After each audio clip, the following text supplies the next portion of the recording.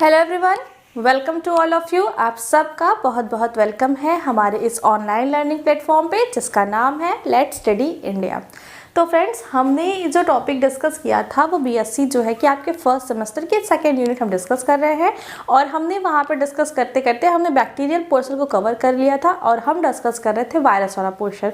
हमने वायरस में डिस्कस किया था कि वायरस होते क्या हैं, वो किन किन चीज़ों से मिलकर बने होते हैं, उनका अगर हमको कल्चर कराना है तो हम किस तरीके से करा सकते हैं। ये सारी कुछ बेसिक सी चीज़ें हमने डिस्कस की थी। आज का वीडियो भी है, आपका जो नेक्स्ट टॉपिक है वो है वायरल स्ट्रक्चर के बारे में, कि वायरस की जो स्ट्रक्चर्स होते हैं वो कैसे होते हैं, वो किन किन चीज़ों से मिलकर बने होते हैं। इसके बारे में बेसिक इन्फॉर्मेशन मैंने आपको दे रखी है कि क्या होते हैं वायरसेस, कैसे इनका स्ट्रक्चर होता है। इसकी बेसिक नॉलेज हमने आपको पहले ही दे चुकी है। आज की वीडियो में हम लोग थोड़ा एडवांस फॉर्म में देखेंगे कि वायरस के जो मॉर्फोलॉजी है, स्ट्रक्चर की अगर हमें बात करनी है तो हम बात करेंगे इनका रेंज कितना है, लंबाई चौड़ाई कितनी है, इनकी मॉर्फोलॉजी कैसी है, ये जो है किन किन चीज़ों से मिलकर बने होते हैं, किस पार्ट का क्या काम होता है, ये सारी चीज़ें हमको देखनी है। नेक्स्ट वीडियो में जो आपकी अगली आने वाली वीडियो है वहाँ पे हम लोग बैक्टीरियोफेज के बारे में बात करेंगे कि बैक्टीरियोफेज क्या होते हैं, T4 और कुछ फेजेस के बारे में बात करेंगे। और उसके बाद हम लोग बात करेंगे इनके लाइटिक एंड लाइसोजेनिक साइकिल के बारे में। उसके बाद वायरस वाला पोर्शन यहाँ पे कवर हो जाता है। फिर कुछ और माइक्रो ऑर्गेनिज्म आपको पढ़ने हैं जैसे वायरॉइड्स, प्रियॉन्स, माइकोप्लाज्मा, फाइटोप्लाज्मा, इस तरीके से कुछ आपको जो है कि माइक्रो ऑर्गेनिज्म के बारे में पढ़ना है, उसके बारे में पढ़ लेंगे। फिर ये जो आपका यूनिट है ये कवर हो जाएगा। तो चलिए स्टार्ट करते हैं फटाफट आपके इस यूनिट को हम लोग कवर करके। नेक्स्ट यूनिट आपकी जो है एल्गी, उसके बाद एल्गी फंगी हम लोग कवर करेंगे। तो चलिए स्टार्ट करते हैं with the video of the viruses. तो पहले हम लोग क्या करेंगे कि वायरस के बारे में हमने जो एक बेसिक इन्फॉर्मेशन ली थी, बेसिक नॉलेज ली थी, उसकी हिस्ट्री वगैरह के बारे में हमने पढ़ लिया था। लेकिन आज जो है हम लोग क्या करेंगे, वायरल स्ट्रक्चर के बारे में पढ़ेंगे। वायरल स्ट्रक्चर के बारे में हम लोग पढ़ेंगे।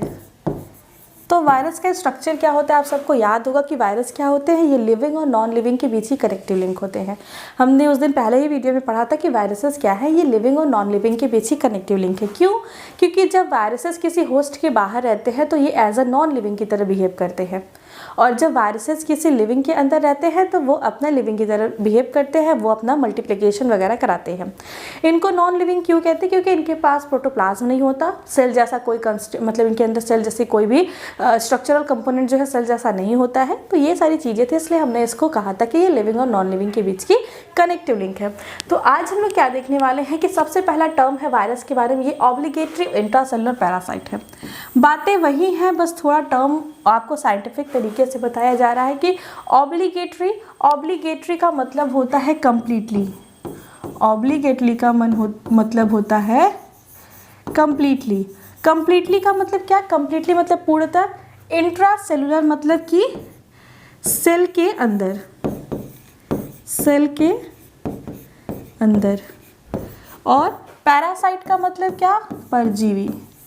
तो वर्ड से क्या समझ में आया कि ये एक प्रकार का ऐसा जीव है, ये एक प्रकार का ऐसा ऑर्गेनिज्म है जो कंप्लीटली मतलब पूर्णतः किसी सेल के अंदर परजीवी की तरह रहता है। वही बात कि जब ये होस्ट शरीर के अंदर रहेगा, होस्ट सेल के अंदर रहेगा, तो it behave like a living thing, otherwise it behave like a non living thing.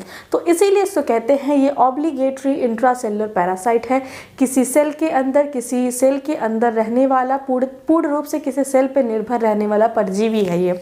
परजीवी का मतलब तो आप समझते हैं कि पैरासाइट्स मतलब क्या होता है। पैरासाइट्स वो ऑर्गेनिज्म होते हैं जो किसी ऑर्गेनिज्म के चाहे तो उनके बॉडी के आउटर सरफेस पे या फिर इनर सरफेस पे रहते हैं और वहाँ से अपना न्यूट्रिशन एब्जॉर्ब करते हैं, उनको हम लोग पैरासाइट कहते हैं। उसके बाद ये क्या है कि नेक्स्ट टर्म क्या है, फिल्ट्रेबल। ये क्या है? ये फिल्ट्रेबल है, मतलब कि जब आप इसे बैक्टीरियल फिल्टर से फिल्टर करते हैं, जब आप इसे बैक्टीरियल फिल्टर जो बैक्टीरिया फिल्टर जो बनाया गया था उससे जब आप इसको फिल्टर करते हैं तो ये वहाँ से क्रॉस हो जाता है, क्योंकि इसकी साइज़ क्या है, बैक्टीरियल साइज से बहुत छोटी होती है। इसलिए जो है वायरसेस जो है वो क्रॉस कर जाते हैं, वो फिल्टर हो जाते हैं from the bacterial filter. Next क्या है, some are enclosed in envelope called envelope virus and some without the envelope called naked virus. कुछ वायरसेस होते हैं जिनके कैप्स, देखिए वायरस का जो नॉर्मल बेसिक सा स्ट्रक्चर है, इसको एक बार इरेज कर लेते हैं, उसके बाद लिखते हैं हम। तो वायरस का जो बेसिक स्ट्रक्चर है वो क्या होते हैं, वो होते हैं आपका क्या होता है, चाहे तो डीएनए या आरएनए न्यूक्लिक एसिड होगा, न्यूक्लिक एसिड होगा और उसके बाद क्या होगा, कैप्सिड होगा। कैप्सिड किस चीज़ से मिलके बना होता है, कैप्सिड मिलके बना होता है कैप्सोमियर से, मतलब छोटे छोटे बहुत सारे कैप्सोमियर जो एक दूसरे के आइडेंटिकल होते हैं, मतलब एक दूसरे के सेम होते हैं, उस कैप्सोमियर से मिलके कैप्सिड बनता है। कुछ वायरसेस में क्या होते हैं, कुछ वायरसेस में इन्वलप प्रेजेंट होते हैं, इन्वलप्ड प्रेजेंट होते हैं कुछ वायरसेस में, और कुछ में वायरसेस में इन्वलप प्रेजेंट नहीं होते। तो जिनमें ये इन्वलप प्रेजेंट होते हैं उनको कहते हैं इन्वलप्ड वायरस, और जिनके में ये इन्वलप एब्सेंट होते हैं सो कहते हैं नेक्ड वायरस। नेक्ड वायरस मतलब जिसके अंदर इन्वलप प्रेजेंट है उसको इन्वलप कहते हैं, जिसके अंदर एब्सेंट है उसको कहते हैं नेक्ड। क्योंकि किसी भी चीज़ को अगर कवर करके रखेंगे तो कहेंगे कि ये इन्वलप्ड है। जैसे आपने कोई लेटर लिखा तो उसको इन्वलप के अंदर डाल दिया तो कहेंगे कि ये इन्वलप्ड लेटर है। अगर आप उसे एज इट इज़ बस फोल्ड करके दे देते हैं तो उसका मतलब कि वो नेक्ड है, वो खुला है, वो इन्वलप में नहीं है। तो ऐसे वायरसेस को क्या कहते हैं, नेक्ड वायरसेस। अब बात आती है कि ये इन्वलप जैसा स्ट्रक्चर होता क्या है और उसकी क्या इंपॉर्टेंस है, तो थोड़ा सा जान लेते हैं, उसके बाद आगे वाली स्लाइड्स में उसके बारे में डिटेल में देखेंगे। तो देखिए, मान लीजिए कोई हमारे पास वायरस है, तो मान लीजिए कोई वायरस है, इसका ये जेनेटिक मटेरियल था और इसके चारों तरफ ये वायरस का स्ट्रक्चर है, ठीक है।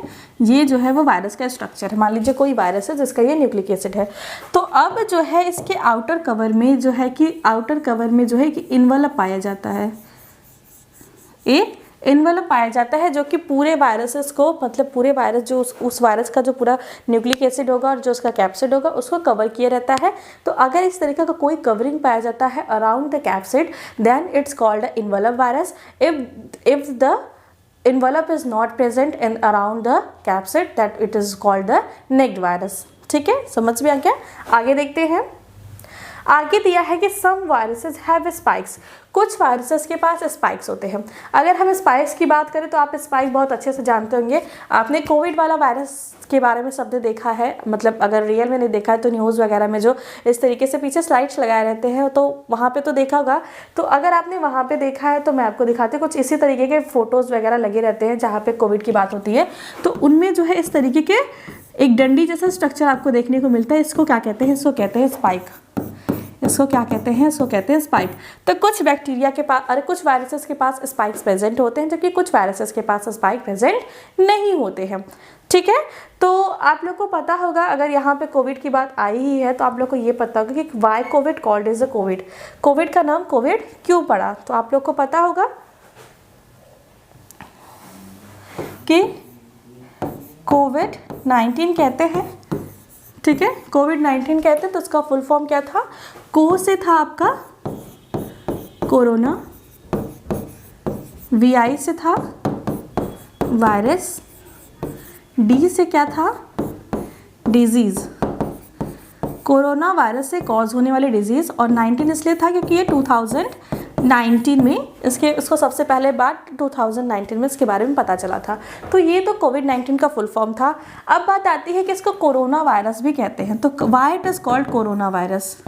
अगर हमारे साथ स्पाइक की बात हुई है तो देखिए, कोरोना का मतलब होता है, आपको बहुत सारे और भी बायोलॉजी में जो है कोरोना वर्ड्स सुनने को मिलेगा। आप हम जब कारा पढ़ेंगे, जब हम लोग कारा के बारे में पढ़ेंगे तो वहाँ पे भी हम लोग पढ़ेंगे कि उसके जो रिप्रोडक्टिव पार्ट होता है उसमें कोरोना जैसा पार्ट्स होता है।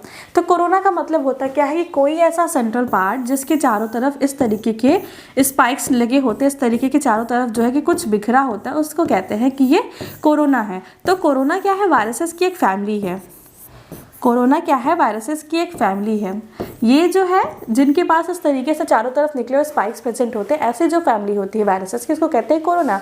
तो इसी के ऊपर से आपके कोविड-19 का नाम आया था, इसलिए इसको कोरोना वायरस डिजीज़ कहते हैं। जो डिजीज़ कोरोना वायरस की वजह से होती है उसको कहते हैं कोविड। ठीक है, तो ये थोड़ी सी इन्फॉर्मेशन थी। तो मैं बस आपको ये बताना चाहती थी कि जो स्पाइक्स प्रेजेंट होते हैं वो कुछ वायरसेस में प्रेजेंट होते हैं, जबकि कुछ वायरसेस में ये एब्सेंट होते हैं। उसके बाद दिया है कि most viruses have tissue specific. Mostly जो वायरसेस होते हैं वो टिश्यू स्पेसिफिक होते हैं। अब टिश्यू स्पेसिफिक होने का मतलब क्या है कि अगर वो इन्फेक्शन जो है लिवर सेल में कॉज करते हैं तो वो लिवर सेल में ही इन्फेक्शन कॉज करेंगे। वो जब भी इन्फेक्शन करेंगे, अपना मल्टीप्लिकेशन करेंगे तो लिवर सेल में करेंगे। अगर वो आरबीसी में करते हैं या डब्ल्यूबीसी में करते हैं तो वो वहीं पर करेंगे। जैसे आपको एक सिंपल सा एग्जाम्पल मैं बताती हूँ HIV वायरस का। HIV वायरस का। HIV वायरस क्या है? ह्यूमन इम्यूनो डिफिशियंसी वायरस, वो वायरस जिसकी वजह से एड्स डिजीज होता है। पता होगा आप लोगों को HIV क्या होता है? Human immuno deficiency virus. देखिए इसका नाम से ही आपको समझ में आएगी बहुत सारी चीज़ें। नाम इसका क्या है? नाम इसका है human immuno deficiency virus. Human immuno deficiency viruses. Human immuno deficiency viruses का मतलब क्या है कि ऐसे वायरस, देखिए ह्यूमन मतलब क्या? मनुष्य। ह्यूमन मतलब मनुष्य। इम्यूनो का मतलब क्या होता है? आपकी प्रतिरक्षा तंत्र, प्रतिरक्षा तंत्र। और डेफिशिएंसी का मतलब होता है कमी। वायरसेस का मतलब क्या? विषाणु। कि ऐसे विषाणु जो कि ह्यूमन की जो प्रतिरक्षा तंत्र है उसमें कमी कर दे, उसको वीक कर दे, ऐसे जो वायरसेस होते हैं उनको क्या कहते हैं? Human immuno deficiency virus. तो ये क्या कॉज करते हैं? ये वायरसेस कॉज करते हैं AIDS disease. AIDS disease, acquired immunodeficiency virus. ठीक है, ये एक्वायर्ड किए जाते हैं, मतलब कि ये क्या करते हैं ना, ये आपके जाके जो आपकी टी सेल्स होती हैं, जो आपकी WBC की जो टी सेल्स होती हैं उसको डिस्ट्रॉय करते हैं, उसको वीक करते हैं। अगर टी सेल वीक होता है तो आपकी बॉडी की मतलब इम्यून सिस्टम जो है वीक होने लगता है। तो इसका मतलब कि ये बॉडी में सारे जो आपके टिश्यूज़ हैं, सारे जो सेल्स हैं उनको अफेक्ट नहीं करेगा, ये सिर्फ अफेक्ट करेगा टी सेल्स को। तो इस तरीके से हम कह सकते हैं कि मोस्ट ऑफ द जो वायरसेस होते हैं वो किसी टिश्यू स्पेसिफिक होते हैं। अगर उनका जो मेन टारगेट है वो कोई टिश्यू है, कोई अगर पर्टिकुलर टिश्यू पे वो इन्फेक्शन कर सकते हैं तो पूरी बॉडी में वो उनका इन्फेक्शन नहीं होगा, वो किसी एक पर्टिकुलर टिश्यू पे ही इन्फेक्शन करेंगे जो कि उनका पर्टिकुलर स्पेसिफिक होस्ट होगा। ये बात यहाँ पे बताई गई है कि क्या बताया गया है कि इनका जो मोस्ट ऑफ द जो वायरसेस होते हैं वो टिश्यू स्पेसिफिक होते हैं, कि जस्ट टिश्यू पर उनका डिजीज कॉज करने का उनका रहेगा, सिर्फ उसी पे वो डिजीज कॉज करेंगे। Host range determined by specific host attachment site and cellular factor. अगर जैसे हम जो होस्ट स्पेसिफिक जो वायरसेस होते हैं वो किस तरीके से डिफाइन होता है कि उनके जो होस्ट हैं वो कौन से हैं, या किस तरीके से डिटरमाइन कर सकते हैं कि ये किस होस्ट पे जाके डिजीज़ करेंगे, किस टिश्यू पे जाके डिजीज़ करेंगे। तो इसके लिए क्या होता है कि बैक्टीरिया जो वायरसेस होते हैं, मान लीजिए इस तरीके से कोई वायरस है तो इसके ऊपर जो है कुछ प्रोटीन्स, कुछ स्पाइक्स लगे होते हैं, और जो सेल है, मान लीजिए ये ह्यूमन का सेल है, ह्यूमन सेल है तो इसके ऊपर भी कुछ स्पाइक्स होते हैं। तो अगर इन स्पाइक्स का इंटरेक्शन इस तरीके से हुआ कि ये इसको यहाँ पे एंट्री मिल गई तो वहाँ पे वो डिजीज़ कॉज कर सकते हैं, अदरवाइज वो डिजीज़ नहीं कॉज सकते। मतलब किसी तरीके से अगर वो सेल में इंटर करेंगे तभी तो डिजीज़ कॉज करेंगे। तो इस तरीके से वो कुछ टॉपिक्स थे। अब हम देखते हैं कि इनकी जो साइज़ है, वायरसेस की साइज़, वो थी वायरस के बारे में बेसिक इन्फॉर्मेशन, उनके स्ट्रक्चर के बारे में। ये है इनके साइज़ के बारे में थोड़ी सी बातें कि जो देखिए इनकी जो साइज़ होती है वो बहुत ज़्यादा वेरिएशन शो करती है, बहुत ज़्यादा डाइवर्सिटी इनके अंदर होता है। कुछ बहुत ज़्यादा छोटे होते हैं, कुछ उनके कंपेयर में बड़े होते हैं, लेकिन कितना भी बड़े हो जाते हैं माइक्रो ऑर्गेनिज्म जैसे कि वायरसेस जो है वो बैक्टीरिया या फिर यूकैरियोटिक सेल से बहुत ज़्यादा छोटे होते हैं। इनकी देखिए ये नैनोमीटर में होता है, और नैनोमीटर जैसे कि एक नैनोमीटर में क्या होता है कि 10⁻⁹ मीटर होता है, इतना छोटा ये होता है नंबर। तो पोलियो वायरस जो है वो 30 नैनोमीटर्स के होते हैं, राइनो वायरस भी 30 नैनोमीटर के होते हैं। TMV वायरस जो टोबैको मोज़ैक वायरस है, जिसपे जो आपने जब हमने आपको आइवानोवस्की के बारे में हिस्ट्री बताई थी तब TMV जो था वही एक ऐसा वायरस था जिसके ऊपर जो है कि आइवानोवस्की ने काम किया था, और टोबैको में जो मोज़ैक डिजीज़ के बारे के पीछे कौन सा वायरस है उसके बारे में पता लगाया था। तो वो जो वायरस है उसका क्या है, लंबाई जो 250 और चौड़ाई जो 18 नैनोमीटर है। बैक्टीरियोफेज जो है इसकी जो लंबाई है, इसका जो मतलब साइज़ है वो 225 मतलब 225 नैनोमीटर है। तो ये कुछ सिंपल से जो मोस्ट कॉमनली पूछे जाने वाले वायरसेस है उनकी साइज़ है। अगर आप लोग कुछ और वायरसेस के साइज़ के बारे में जानना चाहते हैं, आपको लर्न करना चाहते हैं, तो आप किसी भी आप उसको फाइंड आउट कर सकते हैं ऑनलाइन किसी भी प्लेटफॉर्म से। और तो ये कुछ जो मोस्ट इंपॉर्टेंट जो वायरसेस है जो बहुत ज़्यादा कॉमनली पूछे जाते हैं उनकी साइज़ है ये। आगे देखते हैं, आगे क्या दिया है कि पहले आपको ये देखना है कि जैसे वायरसेस क्या होते हैं। अगर हमने उनकी साइज़ देख ली तो हमको उनकी मॉर्फोलॉजी भी देखनी होगी, morphology of viruses, morphology of viruses.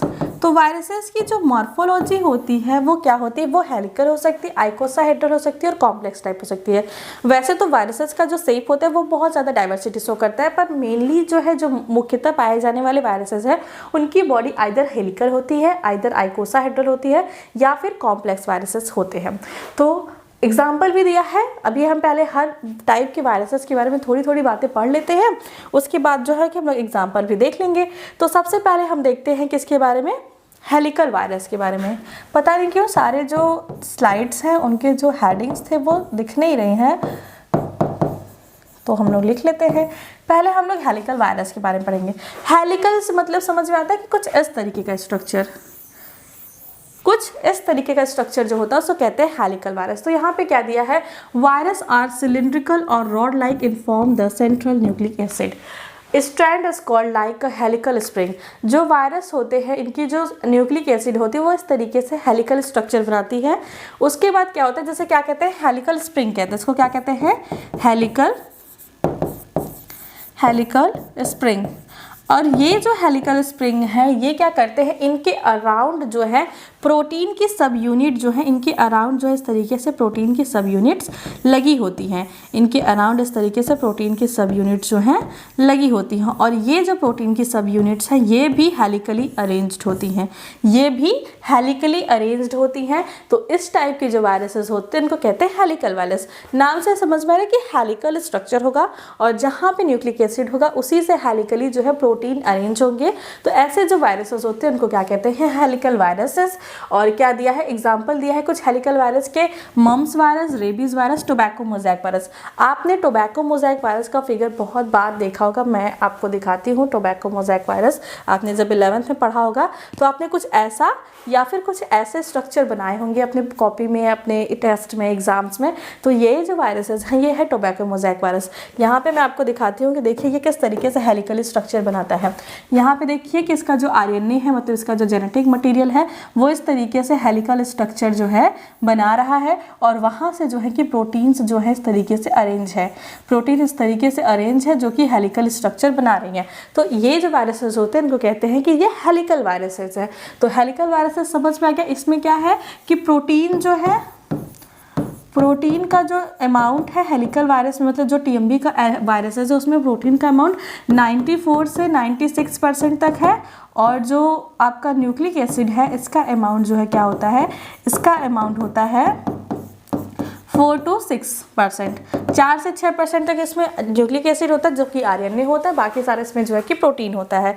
ठीक है, तो हेलिकल वायरस के बारे में बात हो गई। अब बात करते हैं हम लोग किसके बारे में, आइकोसाहेड्रल वायरसेस के बारे में। तो पहले आइकोसाहेड्रल वायरसेस की एक बार फिगर देख लीजिए। देखिए ऐसे जो वायरसेस होते हैं इनको कहते हैं आइकोसाहेड्रल वायरसेस। ये आप समझ सकते हैं एक प्रिज्म की तरह इनका स्ट्रक्चर होता है, बस प्रिज्म में नीचे जो है वो सरफेस जो है प्लेन होता है, इसमें ऐसा भी नहीं होता। आप समझ सकते हैं डायमंड की तरह इनका बहुत सारा इनके फेसेस होते हैं जो कि इनको बहुत कॉम्प्लेक्स ऑर्गेनाइजेशन प्रोवाइड करते हैं। देखिए इसमें क्या दिया है, in this virus the nucleic acid is packed. In type का जो वायरस होता है इसमें जो न्यूक्लिक एसिड वो पैक्ड होता है unknown manner with in hollow polyhedral head. एक अननोन मैनर में, मतलब कोई इसका फिक्स मैनर नहीं होता, बहुत कॉम्प्लेक्स मैनर होता है। अननोन मैनर में क्या होते हैं, फिक्स्ड होते हैं होलो पॉलीहेड्रल हेड। मतलब कि ये जो आपको इस तरीके से स्ट्रक्चर देखने को मिल रहा था, मतलब वो तो 3D इमेज है, तो 3D इमेज तो हम लोग ड्रॉ कर नहीं सकते, but we will try to draw. मतलब ये इस तरीके से था, फिर बीच में सेंटर में इस तरीके से जो है स्ट्रक्चर जो है बनते हैं। तो इस तरीके का जो स्ट्रक्चर ऑर्गेनाइजेशन होता है इसको हम लोग कहते हैं कि ये इसके अंदर जो जगह होता है वो हॉलो होता है, हॉलो पॉलीहेड्रल हेड्स होता है जिसके अंदर आपका न्यूक्लिक एसिड प्रेजेंट होता है। They been classify further into tetrahedral, octahedral, icosahedral. इसको फिर से हम क्लासीफाई कर सकते हैं टेट्राहेड्रल, ऑक्टाहेड्रल और आइकोसाहेड्रल में।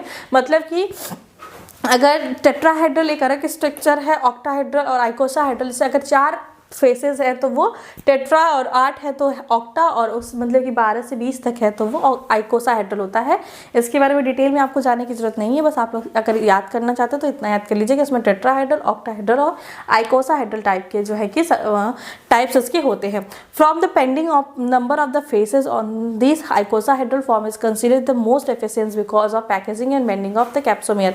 इसमें जो आइकोसाहेड्रल है वो सबसे ज़्यादा कॉम्प्लेक्स होता है, सबसे ज़्यादा जो है कि कॉमन कॉमनली पाया जाने वाला होता है, क्योंकि इसकी जो बेंडिंग होती है और इसका जो डीएनए का पैकेजिंग होता है वो बहुत कॉम्प्लेक्स होता है और बहुत अच्छी तरीके से होता है। और आपको ये चीज़ याद रखनी है कि an icosahedral form 12 corners and 20 triangular faces and 30 edges present. मतलब कि इसमें क्या है कि 12 जो है कॉर्नर्स होते हैं, 20 जो है ट्राइंगुलर्स होते हैं और 30 जो है एड्स होते हैं। एग्जाम्पल क्या है, एडिनो वायरस इसके एग्जाम्पल है और पोलियो वायरस इसके एग्जाम्पल है। तो इसका स्क्रीनशॉट लेना चाहते हैं तो ले लीजिए। हम लोग चलते हैं किस पे, अपने कॉम्प्लेक्स वायरस वाले टॉपिक पे। नेक्स्ट हमारा क्या है, कॉम्प्लेक्स वायरस। तो कॉम्प्लेक्स वायरस में आप समझ सकते हैं बैक्टीरियोफेज को। वायरस और bacteriophage have a complex structure. मतलब कि बैक्टीरियोफेज या फिर वो वायरस जिनके पास कॉम्प्लेक्स स्ट्रक्चर होते हैं called complex virus. For example T even bacteriophage एक प्रकार का बैक्टीरियोफेज है जिसके पास कॉम्प्लेक्स स्ट्रक्चर होता है। आपने बहुत बार ऐसे फिगर देखेंगे जिसमें आपने इस तरीके से एक वायरस देखा होगा। ऊपर ड्रॉ करते हैं क्योंकि नीचे इतना स्पेस नहीं है। इस तरीके से एक वायरस देखा होगा जिसको कि हम लोग तो मशीन गन कहते थे, बुलेट कहते थे, कुछ भी ऐसे कहते थे। उसमें इस तरीके से कॉलर होता है, फिर इस तरीके से थोड़ा सा स्ट्रक्चर होता है, फिर यहाँ पे प्लेट जैसा कुछ होता है और इस तरीके से जो है कि उसके इस तरीके का कुछ स्ट्रक्चर देखने को मिलता है। तो इस तरीके के जो वायरसेस होते हैं इनको कॉम्प्लेक्स वायरसेस कहते हैं। क्यों कहते हैं, क्योंकि इनके पास हेलिकल टेल सीथ होती है, हेलिकल टेल सीथ होती है, बेस प्लेट होता है, ये जो प्लेट होता है इसको बेस प्लेट कहते हैं, पिन्स होता है जिसकी वजह से ये करते हैं, कॉलर्स होते हैं, इनके पास जो है कि एक कॉम्प्लेक्स ऑर्गेनाइजेशन होता है जिसके अंदर जो है आपका जेनेटिक मटेरियल कोट होता, मतलब कि जेनेटिक मटेरियल जो है वहाँ पे स्टोर होता है। तो ये सारी चीज़ें आपको कॉम्प्लेक्स वायरस के बारे में जाननी थी। ठीक है, स्ट्रक्चर फिगर आप लोग देखना चाहते हो तो देख लीजिए। ये हेलिकल वायरस है, ये पॉलीहेड्रल वायरस है, ये कॉम्प्लेक्स वायरस है। देखिए इसमें ये इसका हेड वाला पार्ट है जो कि अंदर इसके डीएनए है, बाहर इसका कैप्सिड है, टेल सीथ ये है, प्लेट्स ये है, पीन्स ये है और ये है टेल फाइबर्स। तो इस तरीके से हमने जो है मॉर्फोलॉजी के जो टॉपिक है उसको कवर कर लिया। अब हम बात करने वाले हैं कि वायरसेस जो होते हैं वो किन किन चीज़ों से मिलकर बने होते हैं और क्या क्या उनकी इंपॉर्टेंस होती है। तो virus consist of covering and central core. जो वायरसेस होते हैं उनके दो पार्ट्स होते हैं, सबसे पहला क्या, सेंट्रल कोर्स और दूसरा क्या, कवरिंग। ठीक है, तो अगर हम कवरिंग की बात करें तो कवरिंग में क्या होते हैं, कैप्सिड्स होते हैं और इन्वेलप्ड होते हैं। कैप्सिड्स क्या होते हैं, कैप्सिड वो होता है जो कि कैप्सोमियर से मिलकर बना होता है, प्रोटीन का बना होता है और ये क्या करता है, ये जेनेटिक मटेरियल को मतलब कवर करता है, जेनेटिक मटेरियल को स्टोर करता है और ये कैप्सिड जो है वो सारे वायरसेस में पाए जाते हैं। और अगर हम बात करें कि इन्वेलप की बात करें तो ये कुछ ही वायरसेस में पाए जाते हैं और कुछ में ये नहीं पाए जाते। सेंट्रल कोर की बात करें तो न्यूक्लिक एसिड और मैट्रिक्स प्रोटीन प्रेजेंट होते हैं। न्यूक्लिक एसिड चाहे तो डीएनए होता है चाहे तो आरएनए होता है और मैट्रिक्स प्रोटीन जो है वो सब कुछ वायरसेस में पाए जाते हैं, मोस्टली में ये एब्सेंट होते हैं। इनके अंदर जो है प्रोटीन सिंथेसिस मशीनरी एब्सेंट होती है, मतलब वो मशीनरी जिसकी वजह से प्रोटीन का फॉर्मेशन होता है वो यहाँ पे नहीं पाए जाते। Virus contain only that part which need to penetrate the infect of the host cell. वायरस की बॉडी में सिर्फ वही चीज़ें प्रेजेंट होती हैं जो इनके लिए ज़रूरी होती है किसी होस्ट सेल को अफेक्ट करने के लिए। अगर आपको ये स्लाइड समझ में आई है तो अच्छी बात है, इसको मैं एक शॉर्ट व्यू आपको दिखा सकती हूँ। देखिए, हम सबसे पहले क्या करेंगे कि यहाँ पे लिखेंगे वायरस। अगर इसको शॉर्टकट में मैं आपको बताती हूँ कि आपको नोट्स कैसे बनाने, मैंने वहाँ पे चीज़ें लिख दी थी। अब आपको लिखना है कि यहाँ पे क्या है, सेंट्रल कोर। ये हो गया इसका सेंट्रल कोर और ये हो गया इसका क्या, एक को कहते हैं हम लोग सेंट्रल कोर, दूसरे का हमने क्या नाम दिया था, कवरिंग नाम दिया था। तो सेकेंड क्या है, कवरिंग। कवरिंग में आपका दो चीज़ें आती हैं, एक आती है कैप्सिड और दूसरा क्या आता है, दूसरा आता है आपका इन्वेलप्ड। दूसरा क्या आता है, इन्वेलप्ड। यहाँ पे भी सेंट्रल कोर में क्या आता है, न्यूक्लिक एसिड और आपका क्या आता है, मैट्रिक्स एंजाइम। ये आपका शॉर्टकट में जो है फ्लो बन गया, फ्लो चार्ट बन गया। न्यूक्लिक एसिड अगर आपको लिखना है तो आप लिखेंगे कि चाहे तो डीएनए होता है चाहे तो आरएनए होता है। ये हो गया न्यूक्लिक एसिड के बारे में। मैट्रिक्स एंजाइम मोस्टली एब्सेंट होते हैं क्योंकि एंजाइम जैसी कोई भी चीज़ मोस्टली वायरसेस में नहीं पाई जाती। जैसे आपको अगर एग्जांपल याद करना हो तो आप ये याद कर सकते हैं कि जो बैक्टीरियोफेज होता है, जो बैक्टीरिया को अफेक्ट करता है, उसके अंदर एक एंजाइम पाया जाता है जिसको कहते हैं लाइसोजाइम। लाइसोजाइम क्या करता है, बैक्टीरियल जो वॉल होती है उसको डिजनरेट करता है, जिसकी वजह से ये आराम से अपने जेनेटिक मटेरियल को बैक्टीरियल सेल में डाल पाता है। तो इसके अंदर वो एंजाइम प्रेजेंट है जिसको कहते हैं लाइसोजाइम। तो इस तरीके से मोस्टली में क्या है, एब्सेंट होते हैं, एब्सेंट होते क्या, matrix enzyme, matrix enzyme, but in some it is found, लेकिन कुछ में ये पाए जाते हैं। कैप्सिड की बात करें तो कैप्सिड क्या है, कैप्सिड है एक proteinaceous part present in all viruses, present in all viruses. Envelope की क्या बात है कि कुछ में तो प्रेजेंट होंगे और कुछ में क्या होंगे, एब्सेंट होंगे। जिसके अंदर प्रेजेंट होंगे उसको हम लोग क्या कहेंगे, उसको हम लोग कहेंगे इनवलप्ड वायरस, और कुछ में एब्सेंट होंगे इनको क्या कहेंगे, नेक्ड वायरस, नेक्ड वायरस। तो ये एक शॉर्ट सा व्यू हो गया जो कि चीज़ें हमने देखी कि वायरसेस के एक सेंट्रल कोर होता है, दूसरा क्या होता है, कवरिंग होती है। सेंट्रल कोर में एक न्यूक्लिक एसिड होता है, एक मैट्रिक्स एंजाइम होता है। कवरिंग में क्या है, कैप्सिड है और इन्वेलप है। कैप्सिड सब में प्रेजेंट होता है, इन्वेलप किसी में हो सकता है, किसी में नहीं हो सकता। न्यूक्लिक एसिड सब में होता है, चाहे तो डीएनए होगा चाहे तो आरएनए होगा। मैट्रिक्स एंजाइम मोस्टली में एब्सेंट होते हैं, बल्कि सिर्फ कुछ में ही प्रेजेंट होते हैं। तो इस तरीके से आप चार्ट बना सकते हैं। आगे देखते हैं, इसमें देखिए क्या दिया है कि nucleic acid protein synthesis machinery absent. जो वायरसेस होते हैं उनके अंदर प्रोटीन सिंथेसिस की जो मशीनरी होती है वो एब्सेंट होती है। Virus contain only that part which need to penetrate और इन्फेक्ट द होस्ट सेल्स। अगर मैं आपसे पूछूं कि क्या होता है प्रोटीन मशीनरी, तो आपको क्या समझ में आता है? प्रोटीन मशीनरी मतलब क्या होते हैं? प्रोटीन मशीनरी, प्रोटीन हमारा प्रोडक्ट है जिसको बनाने के लिए कुछ मशीनरी हमारे सेल के अंदर होती है जो कि वायरसेस के अंदर एब्सेंट होती है। प्रोटीन बनता कैसे है? प्रोटीन बनता है इस तरीके से, शायद मैंने आपको किसी वीडियो में बताया हो, लेकिन एक बार फिर से मैं आपको शॉर्ट में बता देती हूँ कि आपके सेल में क्या होते हैं, डीएनए, डीएनए से बनते हैं आरएनए और आरएनए से बनते हैं एट लास्ट में प्रोटीन। ऐसा तो नॉर्मली सारे ऑर्गेनिज्म में होता है, लेकिन अगर जो वायरसेस के पास सिर्फ आरएनए होता है वो आरएनए से क्या करते हैं, डायरेक्ट प्रोटीन बना लेते हैं। जिनके पास डीएनए होता है वो डीएनए से आरएनए, आरएनए से प्रोटीन बनाते हैं। तो इस तरीके से वायरसेस के अंदर होता है।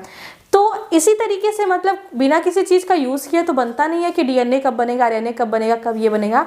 तो वायरसेस के पास क्या होती हैं, वायरसेस के पास एटीपी बनाने की, एटीपी नॉट फॉर्म्ड, ना तो ये एटीपी बना सकते हैं, ना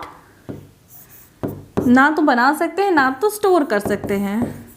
ना तो ये एटीपी बना सकते हैं, ना तो एटीपी स्टोर कर सकते हैं। और इसकी मशीनरी को यूज़ करने के लिए एटीपी चाहिए। डीएनए से डीएनए बनाने के लिए डीएनए पॉलीमरेज चाहिए, पॉलीमरेज चाहिए। डीएनए से आरएनए बनाने के लिए आरएनए पॉलीमरेज चाहिए, आरएनए पॉलीमरेज चाहिए। एमआरएन मतलब कि आपको टीआरएनए चाहिए, आपको आरआरएनए चाहिए। तो बहुत सारी चीज़ें चाहिए होती हैं, आपको एटीपी चाहिए, बहुत सारी ऐसी चीज़ें होती हैं जो इस प्रोसेस में यूज़ की जाती हैं। तो वो सारी चीज़ें जो है वायरसेस के पास एब्सेंट होती है, उनके पास नहीं पाई जाती। तो इसलिए कहा जाता है कि इनके पास प्रोटीन मशीनरी जो है वो एब्सेंट है, नहीं पाई जाती। ये क्या करती है, जब किसी होस्ट की बॉडी में जाती है तो उस होस्ट की जो मशीनरी होती है उसको अपने फ़ायदे के लिए यूज़ करती है। मैंने आपको एक एग्जाम्पल बताया था ना कि जो टेररिस्ट वगैरह आपने मूवी में देखा होगा कि कॉलेज वगैरह में आते हैं, वहाँ पर हाईजैक कर लेते हैं और उसको अपने हिसाब से उसकी जो कॉलेज की सारी फैसिलिटी होती है, जो जहाँ पर वो लोग कवर करते हैं, जहाँ पे वो लोग अटैक करते हैं, वहाँ की जो सारी फैसिलिटी होती है उसको अपने हिसाब से यूज़ करते हैं। तो उसी तरीके से वायरस भी समझ सकते हैं कि आतंकवादी की तरह किसी सेल के अंदर आते हैं और वहाँ की जो भी मशीनरी होती है, उनके जो भी ऑर्गेनल्स होते हैं, सबको अपने हिसाब से यूज़ करता है। तो इस तरीके से इनके पास जो है प्रोटीन सिंथेसिस मशीनरी एब्सेंट होती है।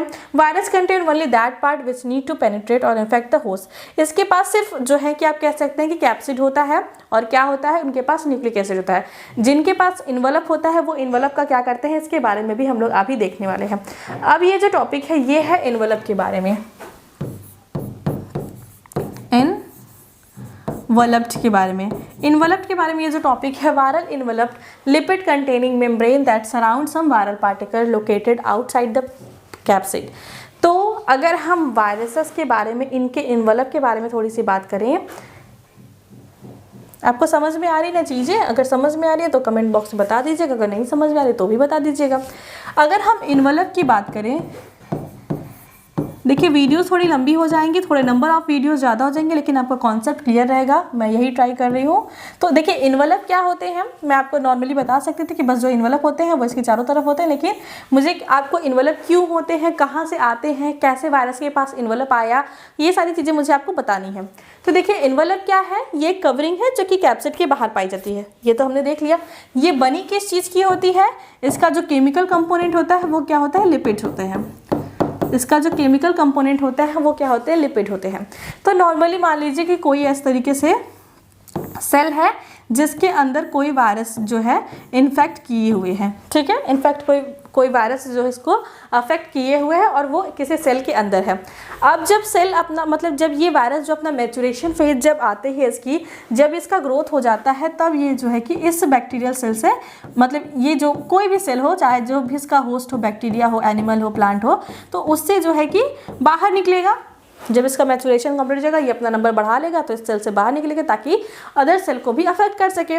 तो अब जब ये इसके बाहर निकलेगा तो फिर क्या होगा कि इस तरीके से ये बेंडिंग करेगा इसकी जो ये आपकी जो होस्ट की प्लाज्मा मेम्ब्रेन है, जो होस्ट की प्लाज्मा मेम्ब्रेन है, इसमें इस तरीके से इनफोल्डिंग्स हो जाएंगी और इसकी इनफोल्डिंग की वजह से वायरस जो है वो यहाँ पे आ जाएगा। इसका ये जेनेटिक मटेरियल है और ये जो है कुछ रिसेप्टर्स हैं जो कि आपके होस्ट के प्लाज्मा मेम्ब्रेन पे प्रेजेंट होते हैं। कुछ प्रोटीन्स प्रेजेंट होते हैं ना होस्ट के प्लाज्मा मेम्ब्रेन पे, जो कि सिग्नल रिकॉग्निशन में और ट्रांसपोर्ट में, इन सारी चीज़ों में हेल्प करते हैं। तो इस तरीके से सिग्नल्स प्रेजेंट हैं। अब आगे वाले स्टेज में क्या होगा, आगे वाले स्टेज में क्या है कि ये जो वायरस है ये पूरी तरीके से इस जो है ये जो प्लाज्मा मेम्ब्रेन है इससे जो है सेपरेट हो गया, इससे जो है ये सेपरेट हो गया और जो है जो इसके रिसेप्टर प्रेजेंट थे वो इस तरीके से इसके रिसेप्टर अभी भी प्रेजेंट हैं। इस तरीके से रिसेप्टर प्रेजेंट है चारों तरफ और रिसेप्टर सारे प्रेजेंट हैं और आपका जो डीएनए मतलब आपका जो वायरस था वो इसके अंदर आ चुका है।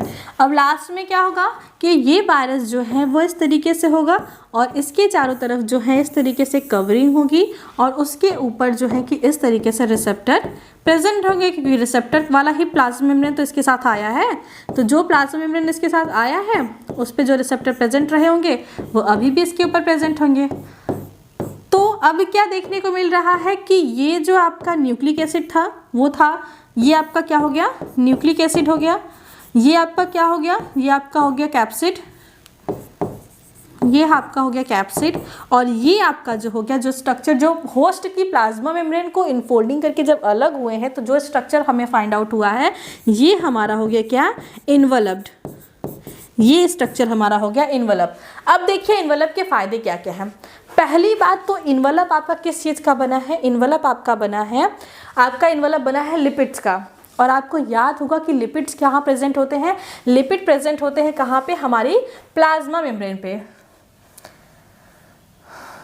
एक मिनट, लिपिड्स जैसे हमारी अपनी जो प्लाज्मा मेम्ब्रेन के बारे में जब हमने स्टडी की थी तो हमने देखा था कि प्लाज्मा मेम्ब्रेन क्या होते हैं, वो इस तरीके के स्ट्रक्चर्स होते हैं, फॉस्फोलिपिड्स के वो बने होते हैं। इस तरीके से फॉस्फोलिपिड के बने हुए स्ट्रक्चर्स ये होते हैं। तो मैंने आपको ये बताया था कि जब फॉस्फोलिपिड के जो बने स्ट्रक्चर होते हैं ये क्या होते हैं, ये हाइड्रोफोबिक होते हैं। हाइड्रोफोबिक का मतलब क्या, ये अपने में से हो के किसी भी वाटर लविंग मॉलिक्यूल को क्रॉस होने नहीं देते हैं, किसी भी वाटर लविंग मॉलिक्यूल्स को अपने में से क्रॉस होकर नहीं जाने देते, क्योंकि ये वाला जो रीजन होता है ये क्या होता है, हाइड्रोफोबिक रीजन होता है। तो अगर हमारा जो वायरस है, मान लीजिए हमने अभी जो वायरस बनाया था, हमने जो वायरस यहाँ पे बनाया था, ये वायरस क्या था कि ये वायरस का जेनेटिक मटेरियल था, ये इसकी कवरिंग थी और इस कवरिंग के ऊपर जो है इस तरीके से रिसेप्टर प्रेजेंट थे, इस तरीके से यहाँ पे रिसेप्टर प्रेजेंट थे। और मान लीजिए कि सेम रिसेप्टर जो है कि इसकी प्लाज्मा मेम्ब्रेन पे भी प्रेजेंट होते हैं, मान लीजिए कि सेम रिसेप्टर भी इसकी प्लाज्मा मेम्ब्रेन पे प्रेजेंट होते हैं। तो ये रिसेप्टर हेल्प करेगा क्या, इनके बीच में जो बॉन्डिंग होगी, इनके बीच में जो रिकॉग्निशन होगा, क्योंकि ये भी उसी होस्ट की सेल की एक पार्ट है, क्योंकि होस्ट के सेल से तो प्लाज्मा मेम्ब्रेन से ये हिस्सा बना है, तो जब ये दोनों एक दूसरे को रिकॉग्नाइज करेंगे तो हमारी इम्यूनिटी को नहीं पता चलता है कि ये वायरस जो है फॉरेन पार्टिकल्स है, क्योंकि इसके पास जो रिसेप्टर्स होते हैं, जो प्रोटीन बाहरी कवरिंग में होता है, वो तो हमारा अपना ही होता है। तो इस तरीके से ये हमारे इम्यून सिस्टम को धोखा दे देते हैं। और दूसरी बात कि ये किस चीज़ से मिलकर बने होते हैं, ये बने होते हैं इन्वलप जो है वो हमारा किस चीज़ से बना है, लिपिड से, क्योंकि ये भी तो प्लाज्मा मेम्ब्रेन ही है। अगर हम इसको थोड़ा सा इनलार्ज करके देखें, अगर हम लोग इसको थोड़ा सा इनलार्ज करके देखें तो यहाँ पे भी तो जो चीज़ें प्रेजेंट है वो हमारा प्लाज्मा मेम्ब्रेन ही है, उसी होस्ट का, सेम होस्ट का प्लाज्मा मेम्ब्रेन है। तो इसका मतलब कि एक तो पहली बात लिपिड है, दूसरी बात इसके पास रिसेप्टर है सेम होस्ट के, तो ये इजीली यहाँ से यहाँ क्रॉस हो जाएगा, इजीली जो है यहाँ से यहाँ ये सेम कलर से बनाते हैं, वरना आप लोगों को कन्फ्यूजन हो जाएगा कि कलर कैसे चेंज हो गया। तो इस तरीके से ये जो है वो सेम होस्ट के जो है सेल्स बन के हमारे सेल, जो भी होस्ट रहता है उसके सेल में इन्फेक्शन करते हैं। तो इस तरीके से आप समझ सकते हैं कि हमारे ही सेल की एक लेयर को लेके, हमारी ही प्लाज्मा लेयर को लेके हमें कोई इन्फेक्शन करने का वायरसेस का एक तरीका होता है, जिसको हम लोग कह सकते हैं कि ये इन्वलप्ड वायरसेस का ही एक प्रकार है। समझ में आ गया कि इन्वलप्ड वायरसेस क्या होते हैं, कि इस तरीके से इन्वलप्ड वायरसेस क्या होते हैं कि हमारी ही जो सेल्स होती हैं जब वो वहाँ से अलग होने लगती है, जब वो होस्ट सेल से अलग होने लगते हैं तो वो प्लाज्मा मेम्ब्रेन को अपने चारों तरफ की कवरिंग बना के इस तरीके से अलग हो जाते हैं, जिसकी वजह से इनको क्या फायदा होता है कि जब ये नए होस्ट को अफेक्ट करने जाते हैं तो उनके पास जो प्लाज्मा मेम्ब्रेन होती है वो सेम इनके पास जो प्लाज्मा मेम्ब्रेन होती है उसकी सेम होती है, दोनों पे रिसेप्टर होते हैं, जिसकी वजह से इनको ईजिली प्लाज्मा मेम्ब्रेन से क्रॉस करने के दिया जाता है। एक तो पहली बात ये लिपिड्स के बने होते हैं, दूसरी बात इनके पास जो रिसेप्टर होते हैं वो सेम होस्ट के होते हैं, जिसकी वजह से इम्यून सेल इनको as a foreign particle treat नहीं करती है और इनका इन्फेक्शन जो है होस्ट सेल्स में आसानी से हो जाता है। तो ये कुछ इन्वलप के फायदे हैं कि इन्वलप आखिर में उसका काम क्या है, क्यों जो कुछ वायरसेस होते हैं उनके पास इन्वलप प्रेजेंट होते हैं। तो देखते हैं कि वही चीज़ यहाँ पे दी है। अच्छा, ये तो इस वाली स्लाइड्स में हम लोग पढ़ रहे थे ना, हम लोग ये वाली स्लाइड्स पढ़ रहे थे। तो इस वाली स्लाइड में क्या दिया है, वायरल इन्वलप लिपिड कंटेनिंग। अब समझ में आएगा इनके अंदर लिपिड क्यों होते हैं, membrane that surround some viral particles, जो कि कुछ वायरल पार्टिकल्स को, मान लीजिए कि ये कोई वायरल पार्टिकल्स था, इसको सराउंड किए हुए थे। लोकेटेड आउटसाइड द कैप्सिड, ये हमारा कैप्सिड था, इसके आउटसाइड में प्रेजेंट होता है। तो इतनी बातें तो समझ में आ गई। नीचे देते हैं viral envelope acquired during maturation of viral particles. जो वायरल इन्वलप्ड है उनका फॉर्मेशन किस स्टेज में होता है, वायरल इन्वलप के मतलब कि जब वायरल का मैचुरेशन हो जाता है उस टाइम जो है इनके अंदर वायरल इन्वलप का फॉर्मेशन होता है। क्यों, क्योंकि बनाते तो है नहीं, इनके पास तो मशीनरी है नहीं जिसकी वजह से कोई मेम्ब्रेन बनाए, कोई प्रोटीन बनाए, कुछ तो इनके पास है नहीं। तो जब ये बाहर निकले रहते तो जो जिस प्लाज्मा मेम्ब्रेन के द्वारा ये बाहर निकलते हैं उसको पिन ऑफ करके उसी के साथ बाहर निकल जाते हैं, उसी को अपनी कवरिंग की तरह यूज़ करते हैं। मतलब होता है ना कि जैसे जब आतंकवादी वगैरह कहीं हमला करते हैं तो जब उनको बाहर जाना होता है तो कहते हैं कि 2-4 लोगों को अपने वैन में बैठा लेते हैं और उनके सर पे बंदूक रख के पुलिस वालों से कहते हैं कि आप जो है कि अगर कुछ करेंगे तो हम इन लोगों को मार देंगे। तो इस तरीके से जब वो करते हैं तो वो हमारे ही चीज़ों को एज अ इन्वलप की तरह, अपनी कवरिंग की तरह, अपनी प्रोटेक्टिव कवरिंग की तरह यूज़ करते हैं, जिसकी वजह से आसानी से वो जहाँ पहुँचना चाहते हैं वहाँ पहुँच सकते हैं। तो वही चीज़ यहाँ पर भी है कि वो हमारे ही सेल की प्लाज्मा मेम्ब्रेन को यूज़ करते हैं एज अ प्रोटेक्टिव कवरिंग। आगे क्या दिया है, आगे दिया है mostly found in animal virus. ये जो इन्वलप्ड होते हैं ये मोस्टली एनिमल वायरस में पाए जाते हैं। क्यों, क्योंकि देखिए एनिमल वायरस क्या होते हैं, इसके सबसे बाहरी जो कवरिंग होती है वो क्या होती है, प्लाज्मा मेम्ब्रेन होती है। तो आसानी से पिच आउट ये हो जाता है, इस तरीके से इनके अंदर इनफोल्डिंग होना बहुत आसान बात है। लेकिन जो हमारे प्लांट वायरसेस होते हैं उनके पास प्लाज्मा मेम्ब्रेन के बाहर क्या होती है, सेल वॉल होती है। तो सेल वॉल को भी पिच आउट करके उससे बाहर निकलना इतना आसान नहीं होता, क्योंकि सेल वॉल जो बहुत रिजिड और नॉन लिविंग स्ट्रक्चर होता है। तो इस तरीके से जो इन्वलप होता है वो मोस्टली कहाँ पाया जाता है, एनिमल वायरसेस में। These envelope virus help them to again cell entry. ये जो इन्वलप्ड है ये इनको अगेन हेल्प करते हैं एंट्री में, कहाँ पे, पेनिट्रेशन करने में, किसके, होस्ट सेल में। Because receptor of host cell are recognise, जो भी रिसेप्टर हमारे होस्ट सेल का रिकॉग्नाइज है as the same cell when it try enter to another host. इनके ऊपर जो भी इनके पास जो है कि रिसेप्टर्स होते हैं वो हमारे ही सेल के रिसेप्टर होते हैं, जिसलिए कि ये इजीली इंटर कर जाते हैं। Virus whole cell integrate usually very rare. जो वायरस होस्ट की जो इंटरेक्शन होती है वो बहुत रेयर होती है, क्योंकि देखिए इतने टाइप के वायरसेस हैं, इतने टाइप के इनके मतलब कि उनके एक पर्टिकुलर होस्ट है और उस पर्टिकुलर होस्ट तक वो वायरस के पहुंचने की क्या चांसेस है, ये बहुत कम है। इसलिए क्या दिया गया है कि virus host cell interaction usually very rare, बहुत ज़्यादा रेयर होते हैं कि उनको अपना पर्टिकुलर होस्ट मिले। अदर होस्ट में वो इन्फेक्शन नहीं कर सकते। जैसे कोविड वगैरह का इन्फेक्शन रेट इतना ज़्यादा क्यों था? क्योंकि पहली बात तो ये ह्यूमन को अफेक्ट करते थे और ह्यूमन जो है वो हमेशा एक दूसरे के इंटरेक्शन में रहते हैं। दूसरी बात क्या था कि ये हवा के कांटेक्ट में रह सकते थे, ये किसी भी चीज़ों पे सस्टेन करके रह सकते थे। तो जो वहाँ पे ह्यूमन की पॉपुलेशन आती जाती रहती थी वहाँ से ईजिली ये ट्रांसफ़र होते रहते हैं। और क्या था कि ये एक लोगों को अगर इन्फेक्शन है तो ये 8 से 10 लोगों में इन्फेक्शन हो सकता था। तो ये सारी चीज़ें हैं, लेकिन यूजली जो इंटरेक्शन होता है वो बहुत रेयर होता है। उसके बाद क्या दिया है? Very specific narrow range due to tissue tropism. इनकी जो होस्ट रेंज होती है ये बहुत कम होती है। ये ऐसा नहीं कि अगर कोई एनिमल वायरस है, लिवर का वायरस है, तो वो अगर ब्लड में है तो वहाँ पे भी अपना रिप्रोडक्शन कर लेगा, कहीं और है तो वहाँ पे भी कर लेगा, नहीं। इनका रेंज इतना नैरो होता है क्योंकि ये टिश्यू ट्रॉपिज्म दिखाते हैं। टिश्यू ट्रॉपिज्म का मतलब कि एक स्पेसिफिक होस्ट की एक स्पेसिफिक अगर होस्ट है तो उसके भी स्पेसिफिक टिश्यू पे ये जाके अफेक्ट करेंगे। तो इसलिए ये बहुत जो है कि इनका जो इंटरेक्शन होता है वो बहुत नैरो होता है। आगे हम लोग अगर एक टॉपिक और देखना चाहते हैं, अगर आप लोग थके नहीं हैं तो हम लोग एक टॉपिक के बारे में थोड़ा सा और देख लेते हैं। ये टॉपिक है हमारा क्या? बैक्टीरियोफेज। आपने जो पढ़ा बैक्टीरियल स्ट्रक्चर, वायरल स्ट्रक्चर के बारे में, वो तो आपने देख लिया। ये आपका नेक्स्ट टॉपिक है जो कि बैक्टीरियोफेज है। एक जनरल सा इंट्रोडक्शन आज ले लेते हैं ताकि आपको जो नेक्स्ट वीडियो में मैं इनके टाइप के बारे में बता सकूं। तो बैक्टीरियोफेज क्या है? Which virus which infect bacterial cell. वो वायरसेस जो बैक्टीरियल सेल को इन्फेक्ट करते हैं आर नोन एज बैक्टीरियोफेज और वायरस ऑफ बैक्टीरिया। वो वायरसेस जो कि बैक्टीरियल सेल को अफेक्ट करते हैं उनको क्या कहते हैं? उनको क्या कहते हैं? बैक्टीरियोफेज या फिर वायरस ऑफ बैक्टीरिया। ऐसे वायरसेस जो बैक्टीरिया को अफेक्ट करते हैं उनको क्या कहते हैं? बैक्टीरियोफेज या virus of bacteria. There is hardly any species of bacteria. बहुत कम ही एकाध दो ऐसे स्पीसीज होंगी बैक्टीरिया की जिनके लिए कोई बैक्टीरियोफेज नहीं होगा। हर जो फील्ड है, हर जो माइक्रो मतलब कि बैक्टीरिया का जो क्लास है, हर जो बैक्टीरिया का जो स्पीसीज है उनके पास जो है, उनके लिए जो है कि एक या एक से ज़्यादा जो बैक्टीरियोफेज उनके लिए होते ही हैं। Bacteriophage was discovered by Frederick W टॉट एंड फेलिक्स डी हेरले। ये आपको याद रखना है कि बैक्टीरियोफेज की डिस्कवरी किसने की थी। कुछ यूनिवर्सिटी में ये क्वेश्चन जो है ऑब्जेक्टिव में पूछा गया था कि किसने जो है इसकी डिस्कवरी की थी। इंडिपेंडेंटली इन्होंने जो डिस्कवरी की थी, ये नहीं कि दोनों लोग साथ में काम करते थे, तो दोनों लोग अलग अलग काम करते थे। कैसे किया था जब इन्होंने इन्वेस्टिगेशन किया certain type of soil bacteria, इन्होंने बैक्टीरिया के ऊपर स्टडी कर रहे थे। तो इन्होंने सॉइल बैक्टीरिया के ऊपर जब स्टडी किया तो इन्होंने क्या देखा कि they observe that to high concentration bacterial viruses are introduce into this with nutrient medium seeded with a culture bacteria, no growth of bacteria the point of introduction of the viruses.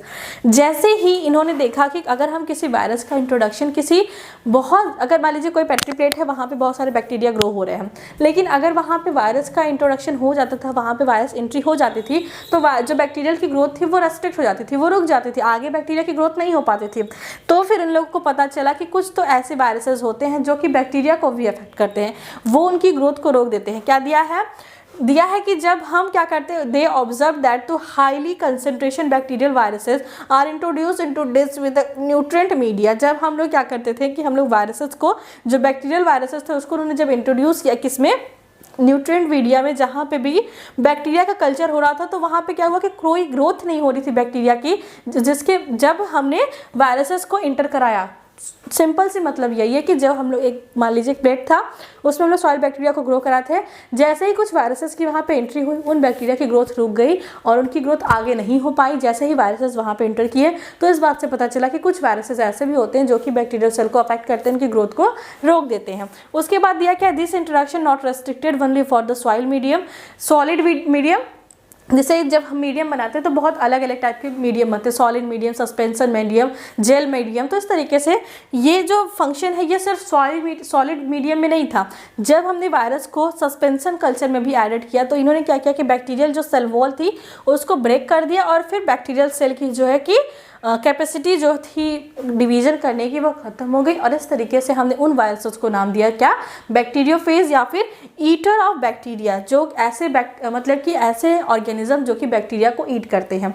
तो ये था थोड़ी सी बातें bacteriophage के बारे में। I hope कि आपको मॉर्फोलॉजी और उसकी साइज़ और क्या होते हैं वायरल इन्वेलप्ड, क्या उनका फंक्शन है, कैसे वो ऑब्टेन होते हैं, इन सारी चीज़ों के बारे में इन्फॉर्मेशन मिली होगी। तो thanks for watching this video. इसी तरीके से हमारे साथ स्टे ट्यून्ड आप लोग रहिए और हम जो है फटाफट फटाफट आपकी सारी यूनिट्स को कंप्लीट करा के एग्ज़ाम के पहले आप लोगों को ट्राई करेंगे कि एग्ज़ाम के पहले आप लोग के सारे सिलेबस कवर हो जाए और आप लोग अच्छे से जाके अपना एग्ज़ाम दे पाएँ। बस आपको करना क्या है कि आपको जो है वीडियोज़ को कंटिन्यूसली देखनी है, कोई भी टॉपिक मिस नहीं करना है और क्या करना है, नोट्स बना के रिवीजन करते रहना है। So all the very best. मिलते हैं नेक्स्ट वीडियो में with the topic of the bacteriophage and type of the bacteriophage के बारे में देखेंगे।